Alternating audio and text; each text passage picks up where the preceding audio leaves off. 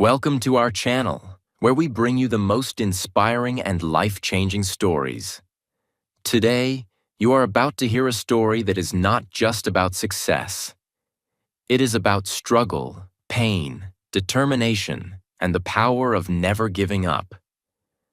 This is the story of a young boy who had nothing. Not a single penny, not a comfortable home, not even enough food to eat. A boy who lost everything at a young age, who had no one to help him, and who faced hunger, loneliness, and endless hardships. But that boy did not accept his fate. That boy refused to give up. He walked for 2 years, covering a distance of 470 kilometers, with no money, no food, and no shelter. He faced storms, hunger, and exhaustion, but he never stopped. That boy later became the founder of the world's most powerful luxury brand, Louis Vuitton. How did he do it? How did a homeless, hungry boy become the creator of a billion-dollar empire? How did he turn his pain into power and his struggles into success? Everything in this story is true. Every struggle, every success, and every detail. Watch the full story to truly understand the journey from nothing to ultimate luxury.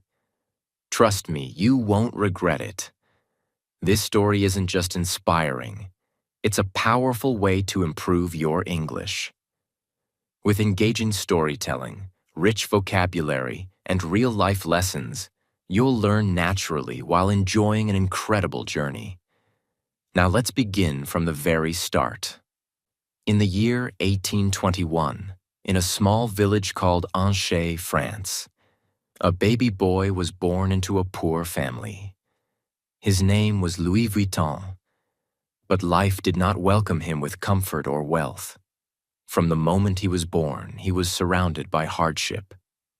His father, Xavier Vuitton, was a carpenter, a hard-working man who built furniture and small wooden structures. His mother, Coronne Gaillard, was a hat maker who spent her days sewing hats for local women. They worked day and night, yet their earnings were barely enough to buy food. Louis grew up in a tiny wooden house with a leaking roof and cold, damp floors. Winters in Angers were brutal. Snow covered the village for months, and cold winds made life even harder. There was no heating, no warm blankets, and no comfortable bed. Louis and his family had to survive with whatever they had. At a young age, he learned that life was not fair. He did not have the toys that rich children had. He did not go to school like them. Instead, he spent his childhood helping his father in carpentry, carrying heavy wooden planks, hammering nails, and cleaning sawdust from the floor. His hands were rough, his clothes were torn, and his stomach often remained empty. But Louis was different from other children in his village. Even though he was poor, even though he had nothing, he had something that others did not. A dream. Every day, travelers passed through his village. Rich men and women dressed in fine clothes, carrying large wooden trunks and suitcases. Louis would watch them with fascination. Where were they going? How far were they traveling? Who made those beautiful trunks they carried? He had never seen the world beyond his small village, but his heart longed to know more. He was curious, hungry for knowledge, and desperate for a better life. But fate was not kind to him. When Louis was just 10 years old, his mother fell sick. There were no hospitals in the village, no doctors to treat her. Day by day, her condition worsened. One morning, as the sun rose over the hills, Louis's mother took her last breath. She was gone. Louis stood by her grave, silent, unable to cry. His world had fallen apart. His father, broken by grief, became distant and cold. He no longer had the strength to take care of Louis. For the first time, Louis felt completely alone. But in that moment of pain, he made a decision. He would not stay in this village forever. He would not accept a life of poverty. He would leave. He would chase his dream. But how? At the age of 13, Louis had no money, no horse, and no food. Paris, the city of dreams, was 470 kilometers away. It was impossible. Or was it? One evening, as the village prepared for sleep, Louis packed a small bag. He had no map, no guide, only a dream. He did not tell his father. He did not say goodbye to anyone. Before the sun could rise, before anyone could stop him, Louis took his first step on the long road to Paris. He did not know what lay ahead. He did not know how he would survive. But he knew one thing. He could not stop. He walked for hours, then days, then weeks. His feet were sore, his body weak. Sometimes kind strangers gave him food. Other times, he went to bed hungry, lying under trees, using his bag as a pillow. He crossed forests, mountains, and rivers. He worked as a farm helper in small villages, earning food in exchange for labor. Rain soaked his clothes, winter winds burned his skin, but he never turned back. He was tired. He was starving, but he was determined. After 2 years of walking, struggling, and surviving with nothing but determination, Louis Vuitton finally arrived in Paris. But Paris was not the magical place he had imagined. The city was massive, filled with thousands of people, carriages rushing through the streets, and markets overflowing with food and luxury goods. The air smelled of fresh bread, roasted coffee, and perfume. Things Louis had never experienced in his poor village. But there was also another side to Paris. The streets were dirty, packed with beggars, thieves, and struggling workers who barely made enough to eat. The reality was harsh. Paris was not a place that welcomed the poor. And Louis had nothing. No home, no family, no money. He stood at the edge of the city, exhausted, his clothes torn, his feet bleeding from the long journey. His stomach growled, but he had no food. For the first time in 2 years, fear crept into his heart. Where would he sleep? How would he survive? The first night in Paris was the hardest. Louis found an empty wooden cart abandoned near a bakery. He crawled inside, pulled his small bag close to his chest, and tried to sleep. The streets were noisy. People laughed, shouted, and horses clattered against the stone roads. Rats scurried around, searching for food, but Louis was too tired to care. He closed his eyes, ignoring the cold wind biting his skin. The next morning, hunger forced him to wake up early. He watched as well-dressed men and women entered bakeries, buying golden loaves of bread and buttery croissants. The smell made his stomach twist in pain. He had no choice. He needed work.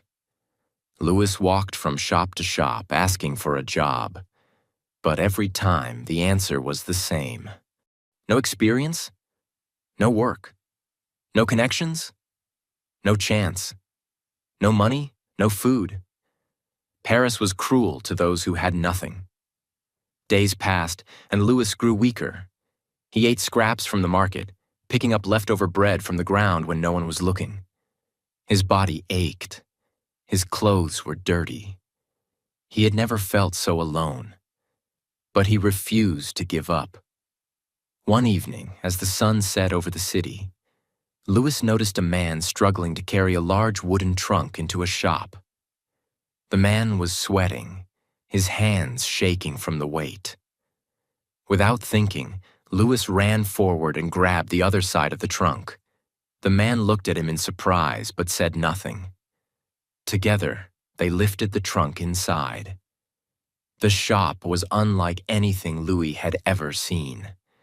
Wooden trunks of all shapes and sizes lined the walls, some covered in leather, others decorated with brass locks and golden initials. It was a workshop, one of the finest in Paris. The owner of the shop, Monsieur Maréchal, watched Louis with sharp eyes. "You're strong for a boy your size," he said. "What's your name?" "Louis Vuitton, sir? What do you want?" Louis took a deep breath. This was his chance. "I want to work." Maréchal raised an eyebrow. "Can you make trunks?" Louis hesitated. "No, sir, but I can learn." The old man chuckled. "Everyone says that, but not everyone is willing to do the hard work." Louis's stomach clenched. He had come too far to be rejected again. "Give me a chance," he said, his voice firm. "I will work harder than anyone else." There was silence. Then Maréchal nodded. "Fine. You start tomorrow. But don't expect money yet. You work, you learn, and if you're good, then we'll talk about payment."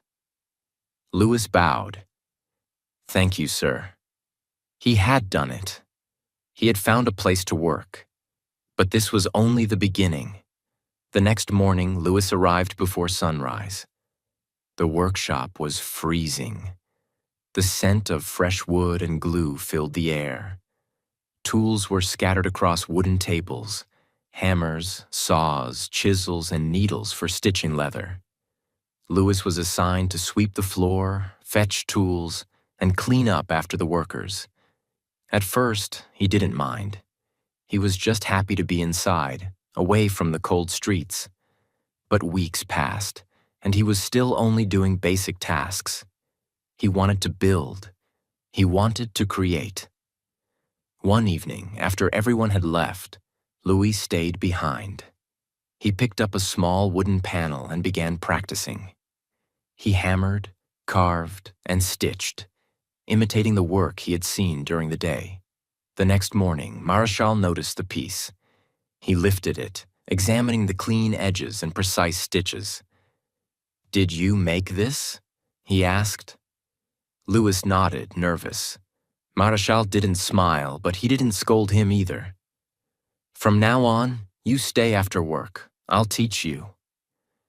That night, Louis worked harder than ever. He learned how to shape wood, how to select the best leather, how to stitch with perfection.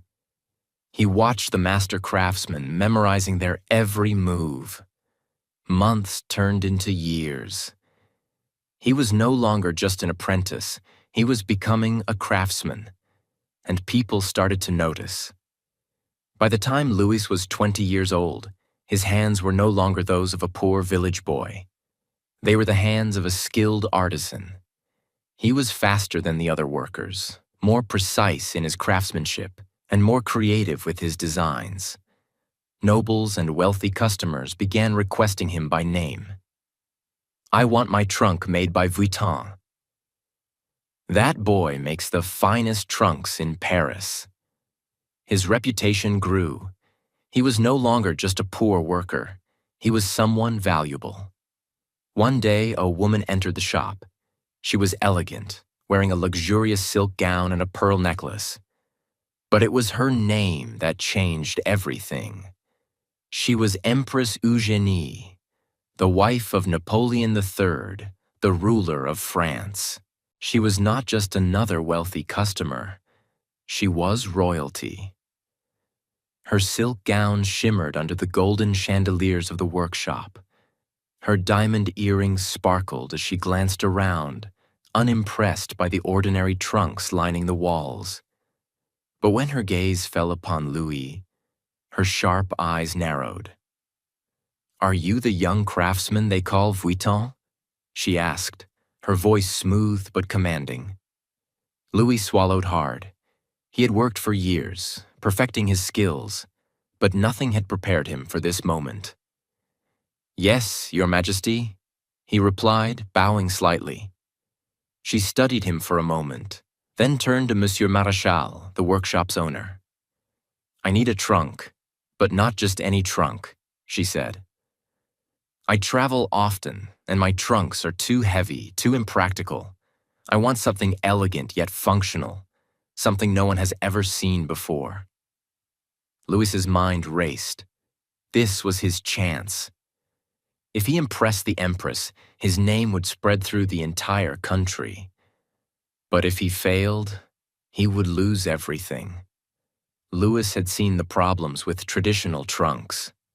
Back then, travel trunks were bulky, round-topped, and difficult to stack. They were covered in thick leather, making them heavy and impractical. Most importantly, they were not designed for modern travel. But Louis had an idea, something that had never been done before. He stepped forward, his hands slightly trembling. "Your Majesty, what if I create a trunk that is light, elegant, and stackable?" he said. "A flat-topped trunk, covered in waterproof canvas instead of leather. It will be durable, easy to carry, and perfect for your travels." Silence filled the room. Marechal looked at Louis as if he had lost his mind. No one had ever dared to change the traditional design of a trunk. But Empress Eugénie tilted her head, intrigued. "A flat-topped trunk? Canvas instead of leather?" she repeated. "That is interesting. Can you do it?" Louis's heart pounded. "Yes, Your Majesty, I will create a trunk unlike any other." A small smile played on her lips. "Then do it, Vuitton. Impress me." For weeks, Louis worked day and night. He knew this was his moment to prove himself, not just to the Empress, but to the entire world. First, he designed the frame. Instead of using the usual thick, heavy wood, he chose poplar wood, which was lightweight yet strong. Next, he replaced the traditional rounded top with a flat surface. This simple change allowed trunks to be stacked neatly, making them perfect for long journeys. But the biggest innovation was the material. Instead of using leather, Louis experimented with a waterproof try-on canvas, a light gray, durable fabric that resisted moisture and stains. It was unlike anything seen before. Days turned into weeks. Louis barely slept. His hands were covered in cuts and glue. He skipped meals, too focused on making the perfect trunk. When the final piece was ready, it was breathtaking. The canvas shimmered under the light, smooth and elegant. The brass locks gleamed, securing the trunk tightly. The craftsmanship was flawless. It was not just a trunk. It was a masterpiece. The day of the presentation arrived. Louis stood in the grand hall of the Empress's palace, his heart pounding. Nobles and high-ranking officials whispered as they glanced at him, unimpressed by the young craftsman in simple clothes. The Empress entered, her gown flowing behind her like water. Her eyes fell on the trunk. For a long moment she said nothing. Then she reached out, running her fingers over the smooth canvas. She inspected the locks, the stitching, the finish. Everyone held their breath. Finally, she looked at Louis. "Vuitton," she said, "this is extraordinary." Murmurs spread through the room. Marechal, who had once doubted Louis, stared in shock. "From now on," the Empress continued, "you will be my personal trunk maker." It was done. Louis had won the trust of the most powerful woman in France. And in that moment, everything changed. The Empress's endorsement was more than just an honor. It was an opportunity. Suddenly, the elite of Paris wanted Vuitton trunks. Aristocrats, politicians, and wealthy travelers all placed orders. But there was a problem. Louis was still just a worker in Marechal's shop. No matter how talented he would always be under someone else's control. He needed to break free. So, after years of loyalty, Louis made the boldest decision of his life. He left the workshop and started his own business. With the little money he had saved, about $1,000 in today's value, he rented a small space in Paris. The shop was modest, with only a few tools and a single workbench, but it was his. He hung a wooden sign outside. Louis Vuitton, maletier, trunk maker. It was official. He was no longer just a poor village boy. He was a business owner. Starting a business was not easy. The first few months were brutal. Louis had no employees, no big factory, no safety net. Every trunk he made was handcrafted by him alone. He worked from sunrise to midnight, barely stopping to eat. And then, disaster struck. A massive war broke out in France. The Franco-Prussian War.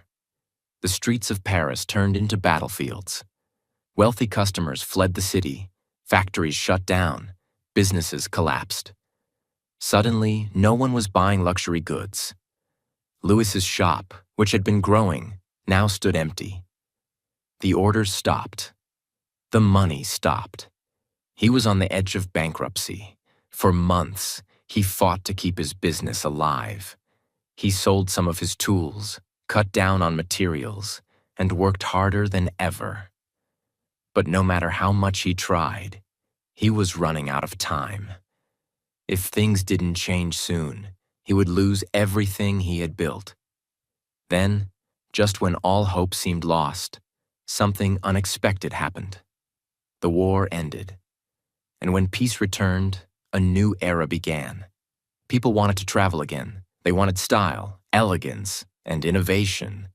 And they wanted Louis Vuitton trunks. Orders flooded in. His shop, which had been nearly abandoned, suddenly became the most talked-about business in Paris. But Louis didn't just rebuild, he expanded.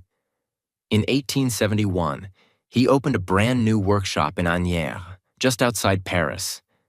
It was 4 times bigger than his old shop. He hired workers, trained apprentices, and designed new collections. His dream was no longer just a shop. It was an empire in the making. But the world was changing fast. Luxury was no longer just for royalty. It was for the rising elite. While Louis was building his empire in the 80s, his personal life was also changing.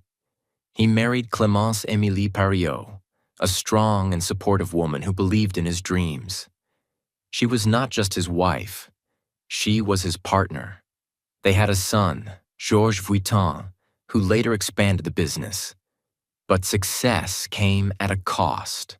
Louis, obsessed with perfection, spent endless nights in his workshop, barely seeing his family. He missed birthdays, gatherings, and quiet evenings, all while chasing his dream. From the very beginning, Louis understood something most businessmen didn't. If you want to create a lasting brand, you must sell to the rich. But why? The wealthy had power. They influenced fashion, trends, and the desires of society. If aristocrats and high-status travelers used Vuitton trunks, everyone else would dream of owning one too. And there was another reason. Rich customers did not argue about price. They only cared about exclusivity. Louis never tried to sell to the masses. He focused on a few elite clients who were willing to pay top dollar for something unique and handcrafted. This strategy worked like magic. Soon, not only nobles, but also bankers, businessmen, and world travelers started ordering Vuitton trunks. Owning a Louis Vuitton trunk was no longer just about travel. It was a status symbol. Louis Vuitton had built an empire, but his journey ended in 1892 when he passed away, leaving his son, Georges Vuitton, in charge. Before passing away, Louis called Georges to his side and gave him one final lesson.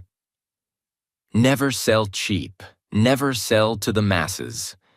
Our name must always stand for the best. If the world changes, we must change with it, but never lose what makes us special. Georges was young, ambitious, and determined to take his father's vision to new heights. He expanded Louis Vuitton beyond travel trunks, introducing handbags, cutlery bags, and luxury minibars that changed the world of high fashion. As his business grew, copycats appeared. Cheap imitations of his designs started flooding the market. Customers were being tricked into buying fake Vuitton trunks. Louis knew he had to protect his brand. He introduced the LV monogram in 1896 to stop counterfeits, making Louis Vuitton a name that only the wealthy could afford. Under Georges, the brand didn't just survive, it dominated the luxury market. But nothing lasts forever.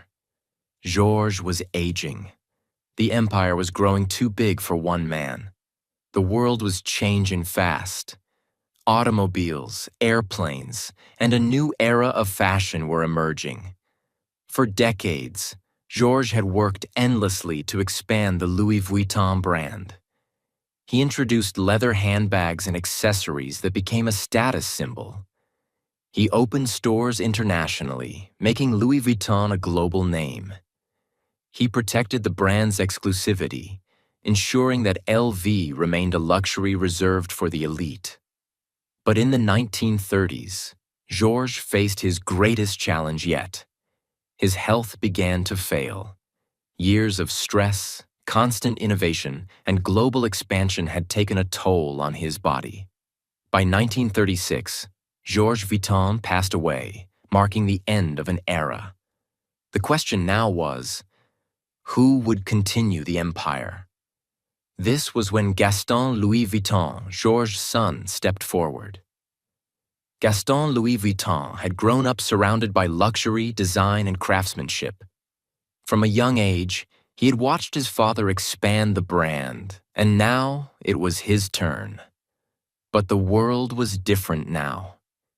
The Great Depression, 1929 to 1939, had destroyed businesses worldwide. The rise of automobiles and airplanes meant that traditional travel trunks were losing their importance. The fashion industry was changing. People wanted more than just luxury luggage. Would Louis Vuitton survive this new era? Gaston knew that if the company didn't adapt, it would die. So he made bold moves. 1.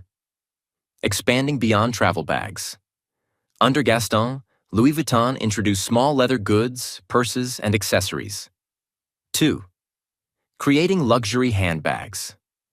He focused on high-end handbags that weren't just for travel but could be used in everyday fashion. 3.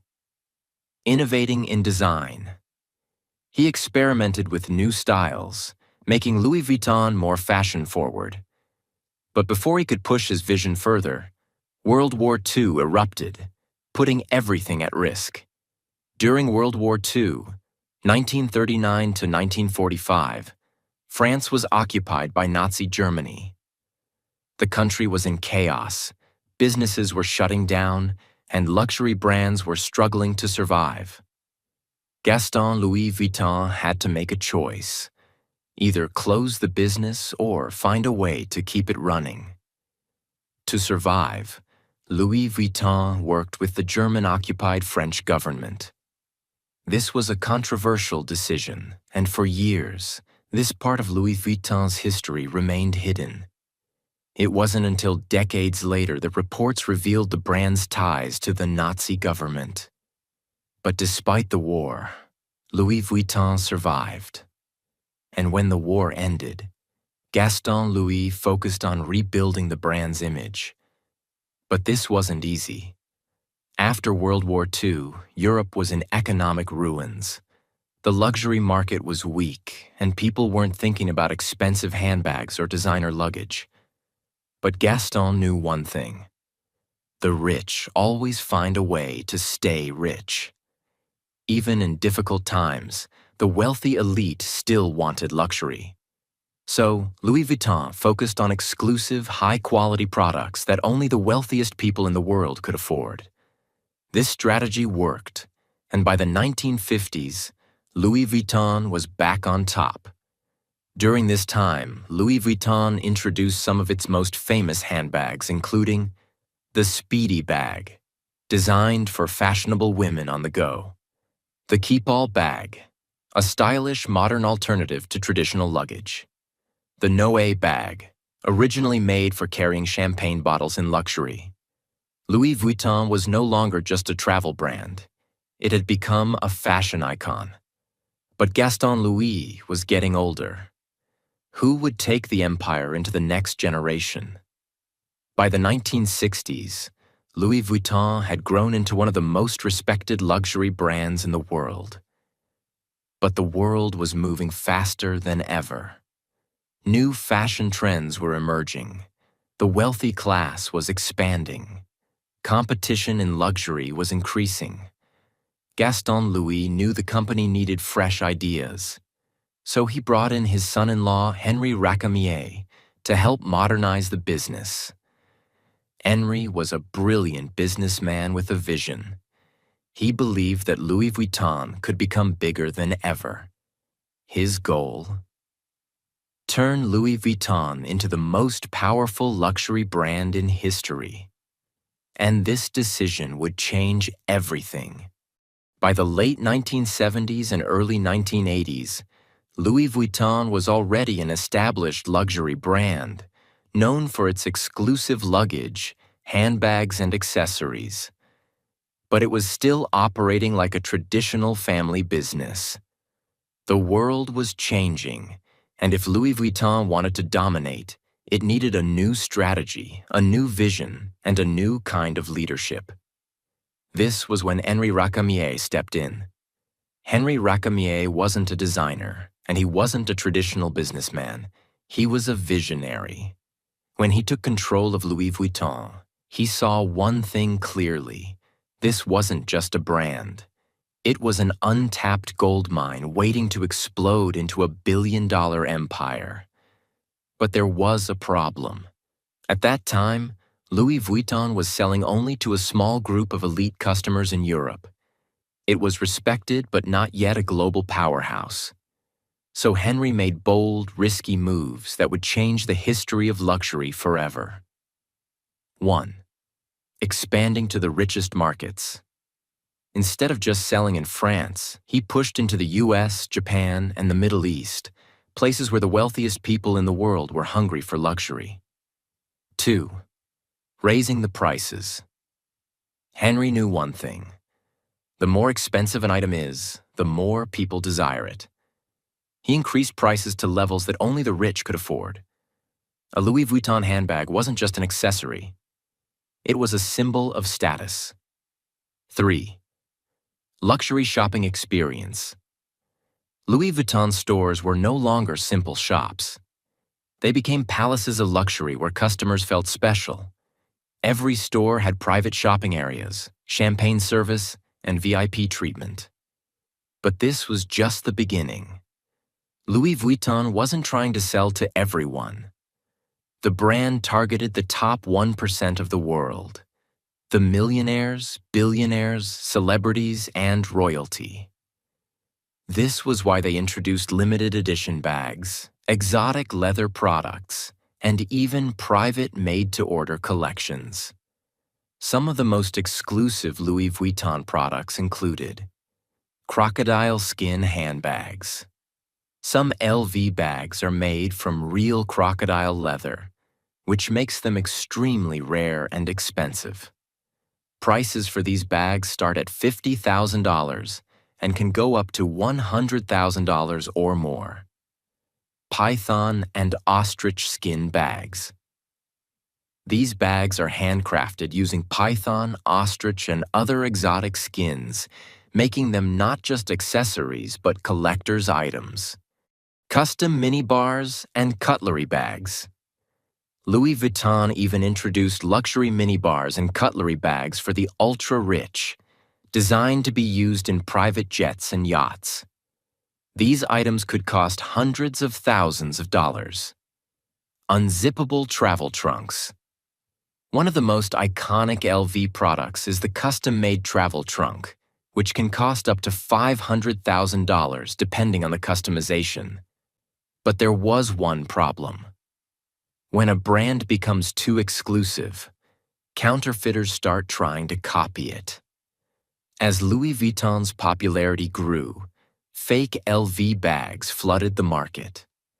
In the 1980s, knockoff versions of Louis Vuitton handbags were being sold on the streets of Paris, New York, and Tokyo. This was a huge threat to the brand's image. If everyone had a Louis Vuitton bag, it wouldn't be special anymore. So Henri Racamier launched one of the biggest anti-counterfeiting campaigns in history. Louis Vuitton hired special teams of investigators to track down and shut down counterfeit factories. They worked with governments to pass strict anti-counterfeiting laws. They introduced special security features in their products to make them harder to fake. But Henri knew that to truly dominate the market, Louis Vuitton needed to become more than just a luggage brand. So he made a historic move. In 1987, Henri Racamier made a game-changing decision. He merged Louis Vuitton with Moet and Chandon, a luxury champagne brand, and Hennessy, a premium cognac brand, to create LVMH, Louis Vuitton Moet Hennessy. This was brilliant because now Louis Vuitton wasn't just a fashion house, it was part of the world's biggest luxury group. With this merger, LVMH controlled dozens of luxury brands, expanded into fashion, jewelry, cosmetics, and alcohol, became the richest luxury company in the world. But Henri Racamier didn't get to enjoy his empire for long. As LVMH grew, a new player entered the scene, a young businessman named Bernard Arnault. Arnault was hungry for power. He saw that LVMH was a golden opportunity, and he wanted to take control. In 1989, he used aggressive business tactics to push Henri Racamier out and took full control of LVMH. This move was controversial, but it made Bernard Arnault the most powerful man in luxury fashion. Once he had full control, Bernard Arnault transformed LVMH into a financial powerhouse. He expanded into new markets like China, Russia, and India. He bought luxury brands like Dior, Givenchy, and Fendi, making LVMH the most powerful fashion group in the world. He introduced super high-end products with prices reaching millions of dollars. Today, under Bernard Arnault, LVMH is worth over $500 billion, making it the richest luxury company in the world. Arnault himself is often ranked as the richest person on earth, with a net worth of over $200 billion. Today, Louis Vuitton represents exclusivity. Owning an LV bag means you've made it in life. Luxury craftsmanship. Every Louis Vuitton product is handmade by the best artisans in the world. A status symbol. Whether it's a handbag, luggage, or a custom minibar, Louis Vuitton is the ultimate sign of wealth. Even after 170-plus years, Louis Vuitton remains the most powerful luxury brand in the world. And it all started with one young man, Louis Vuitton, who had nothing but a dream. Louis Vuitton's story is a lesson in determination, vision, and risk-taking. From a poor boy in a small village to the biggest luxury empire in the world, Louis Vuitton proves that hard work and innovation can change everything. Every step, from handcrafting trunks to creating billion-dollar handbags, was built on excellence and exclusivity. And even after wars, economic crises, and battles for control, Louis Vuitton has stood the test of time. This is more than a brand, it's a legacy.